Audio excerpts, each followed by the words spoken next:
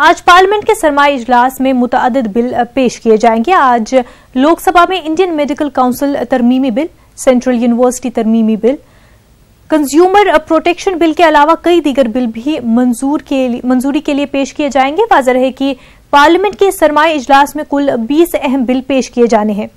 कल इजलास का तीसरा दिन रफाल सौदे और मुजफ्फरपुर शेल्टर होम की वजह से हुए शोर शराबे की नजर हुआ। राज्यसभा में भी आज कई अहम बिल पेश होने की तवक्का है, जिनमें बच्चों की मुफ्त तालीम से मुतल्लिक बिल भी शामिल है।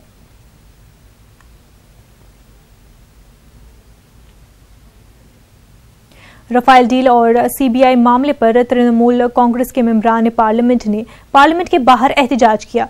इन मेंबरान ने हाथों में बैनर और प्ले कार्ड लिए नारेबाजी भी की।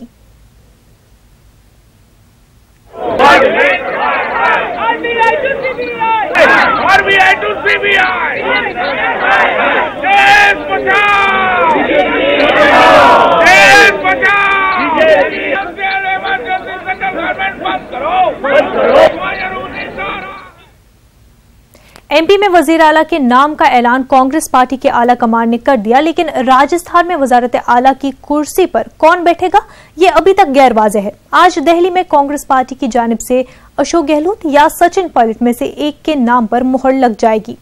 दोनों के हामी अपने अपने पसंदीदा लीडरों को वजीर आला के तौर पर देखना चाहते हैं। राहुल गांधी की रिहाइशगाह पर पार्टी के आला लीडर आज भी सर जोड़कर बैठेंगे। राजस्थान और छत्तीसगढ़ की कमान किसके सुपुर्द की जाएगी, इस पर गौर करेंगे।